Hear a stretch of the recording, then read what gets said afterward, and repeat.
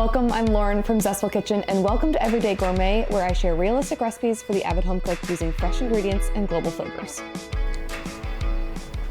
Okay, today we're making the most delicious roasted turkey breast. It's perfect for smaller Thanksgivings or holidays, and I'm gonna show you why brining is the key to making the juiciest, most flavorful roasted turkey breast. All right, step one, we're gonna make the flavorful brine. So basically what a brine is salt and water is the most basic brine. Sometimes you can add sugar or some different flavors. The most important thing here is it's going to impart moisture and retain moisture, and it's also going to impart flavor. For tougher cuts, if you use a brine, it'll tenderize it, but most importantly here, we're going to be flavoring it and making it really juicy. Wait, hold. I have to show what this recipe is from. This is why I went to the storage unit this weekend. Hold on. This recipe is from Cuisine at Home magazine, where I used to work. This is the first Thanksgiving menu I developed, and it's on the cover, which is kind of exciting. Isn't that fabulous? And then we're gonna do 12 ounces of orange juice concentrate. Okay, then we're gonna do 3/4 cup of kosher salt. And I developed my recipes using Morton kosher salt. Not getting into the weeds too much, it is a saltier salt by weight than Diamond Crystal. So if you're using Diamond Crystal, I would actually use a whole cup. All right, then we have a 1/2 cup of packed brown sugar. Okay, that goes in. Then we have some rosemary that's going in, 2 sprigs. These sprigs are massive, so I'm gonna do, let's just put this guy in. And then we're gonna add in 2 bay leaves. Dried or fresh, doesn't matter. They just add a nice, you know, who knows what they add, but you just gotta put them in. Okay, and then we have 2 tablespoons of black peppercorns. You could do a mix, tricolor peppercorns if you want. So add those guys in. All right, and then the last thing is we're gonna do 2 large cloves of garlic. These are really small cloves, so I'm gonna do 4. But if you have normal size or large, I would do 2. And since we're not going to worry about like cooking with this, it's just for the brine, you can smash it pretty hard, doesn't matter if it's bruised. But this will make it easier also to get the peels off. So now that everything's combined, we're just gonna take this to the stovetop, bring it to a boil. Once it's at a boil, everything should be dissolved, and then we're gonna let it cool for about 20 minutes, and then we'll add the turkey. I'm gonna show you how to quickly and easily remove the ribs from a turkey breast. So for this recipe, I'm using about 6.5 pounds, but anywhere between 6 and 8 pounds will work for this. First thing we're gonna do is pat it dry, just so it's safer to work with. You don't want it slipping and sliding all over the place. So I'm gonna pat it dry, and then we will remove the ribs. So the easiest way to figure out where to start cutting is to follow this white line of fat. That's going to direct you on where to cut the ribs out. And you're just gonna use chicken skewers. Oh my God. Kitchen shears. Kitchen shears. So I'm just going to follow that line. I'm gonna flip it. Now this is where you might want a wad of paper towels. The ribs can be kind of sharp, but you're just going to be your best chiropractor and pull it back. So, there, that's what you're looking for. You shouldn't have to cut through any bone. Just popping the joints out should do all the work. And then you can feel between the joints just some tendons that you'll have to cut through. So you can identify that really easily, and then take your shears and it will release. And then you can slowly get it out of there, and then it will just come right off. So this is like money if you're gonna make homemade broth or gravy. But I'm gonna pop this in a little Ziploc bag. I'm gonna put it in the freezer, so when I'm ready to make homemade stock, this will add a ton of flavor. So I'm just gonna set this in this paper towel and then flip this girl over. Really, you should leave it mostly as is. You don't wanna trim too much skin because that's gonna add a ton of flavor, but you also don't want this hanging down into the pan while it roasts. So I'm just gonna trim that a little bit. Just a heart-shaped beauty. It's so cute. The brine is done, and now we're gonna let it cool for about 20 minutes. Now we're gonna add in 4 cups of ice. This will dilute it a little bit and cool it down quicker. Give it a little stir, encourage the cooling. It should be cool to touch. This feels like room temperature. You don't want it hot, or else you're gonna start cooking your turkey, and that's not the goal. So I'm gonna put it in. I always like to put it in breast side down just so most of the meat is submerged. Ooh! She barely fits, but she fits. And then this will brine for at least 8 hours. Overnight is great. I wouldn't do more than 24 or else it'll get mealy. So we're gonna cover this and put it in the fridge. Do I say like now? It's 8 hours later. 8 hours later. This glaze is an orange apricot glaze. I have apricot preserves. I didn't have enough, so I added some orange marmalade. If you want to use only orange marmalade, you can do that. Really, anything in that family. You can even do apple jelly. It's like very flexible. I wouldn't do like a blueberry or raspberry, but you could do orange, apricot, or apple jelly. And then we're going to juice an orange, and we need about a 1/4 cup. I'm using fresh orange juice, but since we did brine in concentrate, you could do just bottled orange juice. Then we're gonna add in 2 tablespoons of honey. I'm out of my more affordable honey. So I'm using this delicious honey from Mexico. It's very floral, so it's gonna add even more flavor. So I'm gonna add this in. In addition to the honey, we're gonna add in some Dijon, which will give it a nice savory depth of flavor, a little kick. Ooh. Add that in. And then we are gonna add 2 sprigs of fresh rosemary. Again, my rosemary is really unruly, so I'm gonna trim this. I'm gonna do these 2. That feels more accurate. Then we're gonna do 2 teaspoons of minced fresh garlic. Let's push these through here.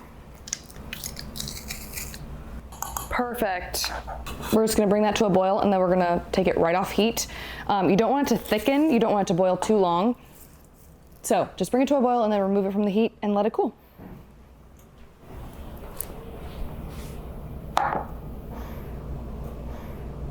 Now we'll put the turkey in the oven.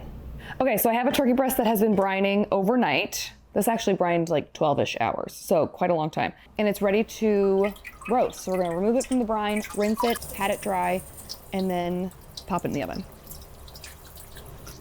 1, 2, 3, go. Sanitize the kitchen. Okay, so we have a roasting pan. This one might look different than yours. Mine's just a basic flat roasting pan. Some will have a V rack. Anything works. If you don't have a roasting pan, you can put a wire rack inside a baking sheet. That will also work. Basically what you want is your turkey to be up off of the pan itself so air circulates underneath it, which aids in even cooking. And that's what a turkey breast is all about. That's the beauty of a turkey breast, is that it cooks super evenly because you don't have to worry about the wings or the thighs or the dark meat in general to come to 172. You can take this out of the oven right when it hits 165. So it's evenly cooked throughout and it stays nice and juicy. So I'm just gonna pat this dry. Moisture is the nemesis of a crispy skin. However, we're glazing this turkey, so we're not that worried about a crispy skin, but you do want to encourage browning. So you wanna remove some of that moisture by patting it dry. I'm gonna spray the pan and the rack with some nonstick cooking spray, just the bottom. And place the turkey breast side up right in the pan. Right before we put it in the oven, we're going to put some wine in the bottom of the pan. It's gonna keep the turkey really moist because there's gonna be moisture in the oven. It's also gonna act as a base for the drippings that will then turn into the gravy. If you don't wanna use wine, you can also do a mixture of broth and a dash of vinegar, but you're gonna want a dry white wine. And what we're gonna do is we're gonna add this to the base of the pan. Don't pour it over the turkey. A lot of the wine will evaporate off, but it's going to be one additional layer of like safety to keep the drippings from burning, but the drippings will kind of start to burn and that's natural. That's normal. Ooh, stay up. Okay, here she goes. Whew. The turkey breast is gonna roast for 30 minutes at 425, and then we're gonna remove it from the oven and add our glaze. We're also gonna drop the temperature down to 325. This is gonna slowly roast it so it stays nice and moist and juicy. The high temp is going to establish some color, dry out the skin so that the glaze can stick to it, but then that low temp will have it cook low and slow so it's nice and juicy. Now, I bought fresh, beautiful garlic from the farmer's market, so it was very fresh garlic. One thing you might notice is that the acidity of the orange juice and the jam and even the Dijon interacts with the fresh garlic and actually turns it blue. That's normal. If that happens to you, it's safe to eat. It just will add some blue specks to your turkey. Not cute. If you're using garlic from a grocery store, it's probably a little bit older, so it won't readily do that. But if it does happen, it's okay. Now the garlic is green. Oh, it's looking good.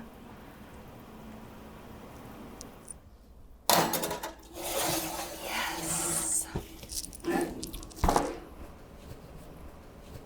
Our turkey has roasted for about an hour and a half. It's 165, so we're gonna take it out and we're going to let it rest, and then we're gonna make the gravy. Gorgeous. I'm going to transfer it. Gorgeous. She looks good. Then we're gonna tent it so it slowly cools, and we're gonna make the gravy. So I'm just gonna, I don't want it to pull the glaze off, so just loosely tent it. So I'm putting the roasting pan over medium heat. You're gonna put it over 2 burners, front to back on your stove. If you can't make that work, you can always transfer the drippings to a saucepan, but it won't be the same because you want these dark drippings to make the flavorful gravy. So we're gonna cook this for about 2 minutes until no dry flour remains. You want the flour to kind of toast a little bit. This will cook out the raw flour flavor, and then we can slowly add in our chicken broth. So I have 5 cups of homemade chicken stock. You can also do low sodium chicken broth, or you can do a better than bouillon situation. And I don't recommend putting all of it in at once, just a little bit so that we can slowly break down that flour. That will make a smoother gravy. So basically all a gravy is a roux made with flour cooking down in some fat, drippings, butter, olive oil. Today it's drippings. And thinning it out with some broth. You can also do milk, water, wine. So it's a really simple process, and then slowly we'll reduce that broth so it's nice and glossy. And my chicken broth is pretty chunky because it's homemade, but we will end up straining it. Definitely want to work the lumps out before you add in a ton of broth. So just be patient. All right, and now we bring it to a pretty hard simmer. You want it steaming. Once it starts to steam, then you'll know that it's slowly evaporating off. So that's it. Our gravy is done reducing and cooking. So now we're gonna finish with just 1 tablespoon of apple cider vinegar. Using my liquid measuring cup, my mom got mad at me for using a dry measuring spoon for liquid. So she got me one of those. I'm gonna season it to taste. I don't think it's gonna need anything because the brine from that turkey, all those drippings are gonna be already seasoned. It's so good. It's tart. It's super savory. It's got a ton of depth of flavor. I'm going to strain this. We'll strain out any lumps of flour that didn't get cooked in and any chunks from drippings.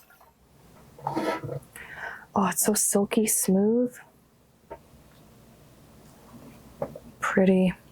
And I always scrape the bottom of the sieve to get everything off. The most luscious gravy. So I'm gonna put it in our little bowl here. This should make about 3 cups. For this, I like to use a boning knife. You don't have to use a boning knife. You can use a chef's knife. If you have this, it's nice because it's super flexible. So it can really bend around the breastbone so you can get all of the meat off. Feel with your hand or your finger where the bone is and just make a slice as close to the bone as possible. And just make a sweeping cut and you'll slowly work down the bone. It'll slowly start to peel away. Whew, that is hot. Okay. Then we'll just flip it over and do the same thing on this side and just follow that breastbone. This side should be easier because you have a bone to hold on to. Okay. And there it is. So the rest of this, you can kind of pick off any little bits of meat. There's not much left there. This could also be used for a nice broth. I'm gonna use a sharp chef's knife. This is just personal preference. I think it's easier to slice. And I like to slice it into 3/4 inch thick slices. I think that's the best way to eat it. Oh, it's so juicy.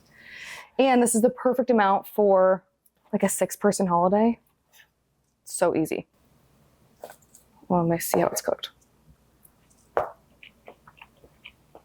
So good.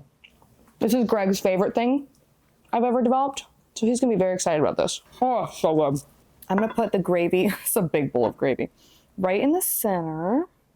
And then usually I will garnish with kumquats, some clementines. It's nice to kind of show people what the flavor is on the platter, but we don't have any clementines or kumquats because I spaced out. So I'm just gonna garnish it with a little bit of rosemary. And then we do have an orange left. We could do some slices. Now we're gonna try it. Oh, looks delish. Yum. I feel like the sign of a good turkey is one that doesn't need the gravy, but you want it because it just enhances it. It's so tender and juicy, and the gravy is just absolutely luscious.